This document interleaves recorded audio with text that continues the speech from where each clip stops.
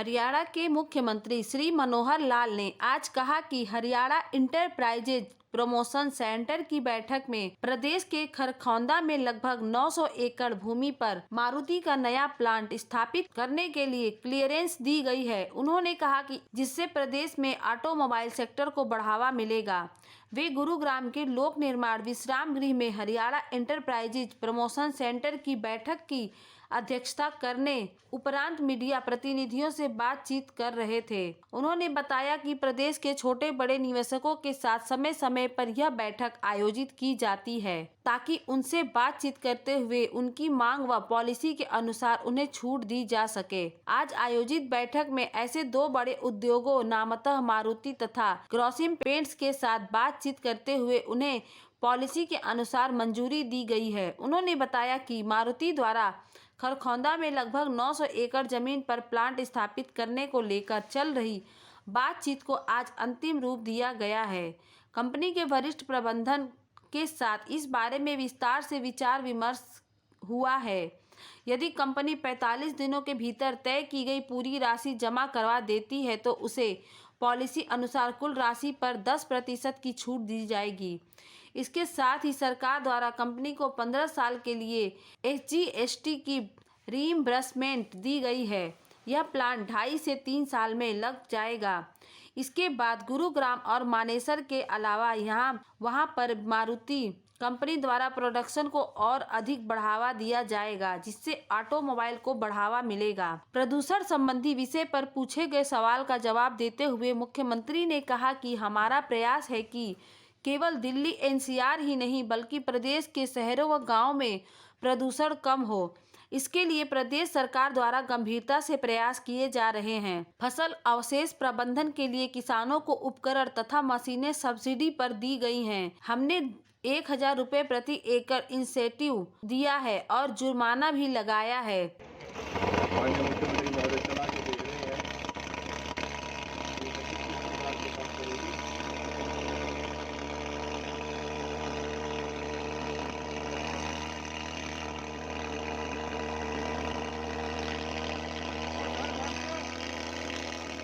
ज़्यादा बात कही है, लेकिन दिल्ली हो या कोई भी शहर या कोई भी गांव, ये हमारे लिए कंसर्न का विषय है कि पोल्यूशन कम हो, एनवायरनमेंट सुधरे। उसके लिए हम अपनी ओर से प्रयत्न कर रहे हैं। फिर भी जो निर्देश सुप्रीम कोर्ट के मिले हैं हमको उसको दिल्ली में केजरीवाल सरकार ने एक बार फिर मुख्यमंत्री दिल्ली के में एक बार उसके लिए भी कोई प्लान है क्या सरकार? देखिए, ये जो मशीनों का हमारा कंटेक्ट हुआ था 5000 फॉगिंग मशीनों का गांव-गांव में भेजेंगे। वो आज से भेजनी शुरू कर दी हैं। और चूँकि अभी जैसे मौसम भी इस टाइप का हो गया है, जैसे डेंगू भी है, तो डेंगू के समय में जल्दी जल्दी बट जाए और इसका फॉगिंग का जो विषय है मच्छर मारने के नाते से वो काम आएगा, बीमारी ना फैले, तो इसके लिए प्रबंध किया गया की। और बातचीत करने के बाद जो आपसी बातचीत में सहमति बनी, उसी आधार पर हमने जो 50,000 रुपये की लिमिट थी प्रति व्यक्ति की आय का, उसके ऊपर लागू किया था, लेकिन उसमें से उसको कम करके हमने 30,000 रुपये प्रति मास ये कर दिया है और इससे सब संतुष्ट हैं। मुख्य रूप से तो मारुति के लोगों को इसमें ज़्यादा एतराज़ था और आज आप देख लें कि मारुति ने नए उद्योग लगाने की सहमति दी है, तो उसके बाद ही दी है। हमारा नोटिफिकेशन भी हो गया, सब हो गया है और जनवरी में ये ठीक से सब जगह लागू हो जाएगा। एक जानकारी चंडीगढ़ से ऐसे हैं, कोई नई योजना उसमें नहीं है, लेकिन उन योजनाओं का लाभ वो लोग ले नहीं पाते हैं या तो वहाँ तक पहुँच नहीं पाते हैं। हमने सब बैंक वालों से भी बात की है, सभी डिपार्टमेंट से भी की है। उन सब योजनाओं में से जो लाभ उनको मिल सकता है, स्किलिंग के नाते स्किलिंग करा सकते हैं, लोन के नाते लोन लेके दे सकते हैं, कोई भी विभाग की ओर से जो उनको सहयोग होगा वो करेंगे, ताकि एक जानकारी के रूप में सब डिपार्टमेंट वहाँ जाएंगे और चिन्हित करके लोगों का बुलाएंगे, ताकि हम 1 लाख का जो नए लोगों को रोज़गार बढ़ा करके उनकी आय बढ़ाने का टारगेट है वो हम इस वर्ष का पूरा कर सकें। धन्यवाद। सर, आपने बहुत ज़बरदस्त तमाचा सुप्रीम कोर्ट ने मारा है उनका कि आप हर बार किसान को ही पिटते रहते हो, जबकि किसान के अलावा और इतने सारे विषय हैं जिसमें से प्रदूषण होता है, उस प्रदूषण के ऊपर आप बोलते नहीं हैं। यानी किसानों वाली फॉगिंग प्रणाली, उसका तो हमने खूब प्रबंध किए हैं। हमने मशीनें भी बांटी हैं, हमने उनको जुर्माने भी लगाए हैं, हमने 1000 रुपया प्रति एकड़ उनको इंसेंटिव भी दिया है। हम जितना कर सकते हैं पर्याप्त किया है। बल्कि हरियाणा का और अगर पंजाब का देखें तो पंजाब और हरियाणा की प्रणाली में कम से कम 20 गुना ज़्यादा पंजाब के अंदर पराली जलाई गई है। हमारे पास डाटा रोज़ाना आंकड़े आ रहे हैं। हमारे यहाँ 183 केस हुए पराली जलाने के और वहाँ 3200 बल्कि इससे भी ज़्यादा केसेस जो है पराली जलाने के, क्योंकि अब तो सारा सैटेलाइट उसको वो पिक्चर लेता है और उस पिक्चर के आधार के ऊपर ही काउंटिंग होती है, जाके काउंटिंग नहीं करनी पड़ती। कहाँ हमारा 183 केसेस आए हैं, उनके लगभग 3500 केसेस आए हैं, लेकिन फिर भी वो क्या करते हैं क्या नहीं, हम 183 केसेस जो आए हैं ये भी आगे ना आए इसका प्रबंध करेंगे।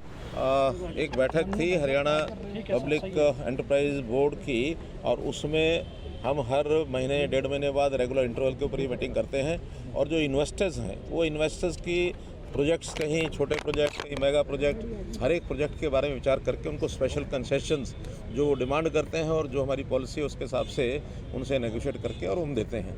आज 2 उद्योग ऐसे हैं जिन्होंने ज़मीन के लिए भी और कुछ कंसेशन जो हमारे से मांगे थे वो पॉलिसीज हमने दोनों क्लियर कर दी हैं। एक उसके अंदर मारुति उद्योग खरखोदा के अंदर 900 एकड़ ज़मीन, क्योंकि कुछ रेट्स की बातें चल रही थी, आज हमने वो फाइनल कर दिया है।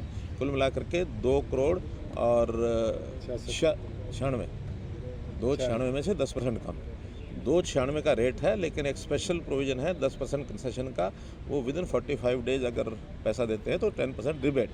इस तरीके से फाइनल हो गया है और बाकी उनको कुछ कंसेशंस हमने जो हमारा SGST होता है उसमें रीइंबर्समेंट होती है, तो वो हमने 15 साल के लिए उनको SGST की रीइंबर्समेंट दी है और ताकि वो उनको एक कंसेशन रहे। नया प्रोजेक्ट खरखुदा में उनका ये लगेगा और लगता है 2 या 3 साल के अंदर, 2.5 साल के अंदर वो प्रोजेक्ट को वहाँ ले जाएंगे। जो उनकी प्रोडक्शन यहाँ पहले गुड़गांव और मानेसर में चल रही है उसको और बढ़ा करके और उस प्रोडक्शन को करेंगे और एक प्रकार का हमारा ऑटो उद्योग है, ऑटोमोबाइल उद्योग है, वो और आगे बढ़ेगा। इसी प्रकार से एक दूसरा प्रोजेक्ट है ग्रासिम पेंट्स का। ग्रासिम पेंट्स की बातचीत पहले रोहतक में चल रही थी, लेकिन किन्हीं कारणों से उनको रॉ मटेरियल पानीपत में ज़्यादा मिलता था और उन्होंने एक्सचेंज किया है। उस एक्सचेंज में भी कुछ शर्तें और नई जोड़ी गई हैं, जिसमें से उनको भी जो कंसेशन देने थे कुल मिला के उसको भी हमने फाइनल कर दिया है। कितने एकड़ पर है? 100, उनका 70 एकड़ के ऊपर वो इंडस्ट्री पेंट की वहाँ लगेगी। और तीसरा एक प्रोजेक्ट रेलवे के पार्ट्स बनाने के लिए भी एक ऑफ़र आई है, उसको फाइनल अभी बाद में करेंगे, लेकिन रोहतक में एक उस उद्योग का भी आज बातचीत प्रारंभिक हुई है। ऐसे 3 बड़े प्रोजेक्ट थे जिसके लिए आज चर्चा की। उन्होंने बताया कि हरियाणा में पराली जलाने के मामलों में काफी कमी आई है। उच्चतम न्यायालय ने दिल्ली सरकार जबरदस्त तमाचा मारा है। उन्होंने कहा है कि आप हर बार किसान को ही दोषी ठहराते हो, जबकि किसान के अलावा और भी विषय है जिनसे प्रदूषण कम होता है, जिससे प्रदूषण होता है, उस प्रदूषण पर आप बोलते नहीं हैं। हमारे यहाँ पराली जलाने के 183 मामले दर्ज किए गए हैं, जबकि हमारे साथ पंजाब में लगभग 3500 मामले पराली जलाने के सामने आए हैं। ये मामले सैटेलाइट इमेजरी से प्राप्त फोटो के आधार पर दर्ज होते हैं। इसके लिए मौके पर जाने की जरूरत नहीं होती। इसके अलावा प्रदूषण नियंत्रण को लेकर माननीय उच्चतम न्यायालय का जो भी आदेश होगा उसे दृढ़ता से लागू किया जाएगा। हरियाणा वासियों के लिए प्राइवेट संस्थानों में भी 75% रोजगार अवसर आरक्षित करने को लेकर पूछे गए सवाल के जवाब में मुख्यमंत्री ने कहा कि ये योजना उद्योगों तथा उद्यमियों से विचार विमर्श करने के बाद ही लागू की गई है। उद्यमियों की सुझावों पर 50,000 रुपये मासिक को घटाकर 30,000 रुपये किया गया है। इसके बाद सभी संतुष्ट हैं और यह योजना जनवरी 2022 से लागू हो जाएगी।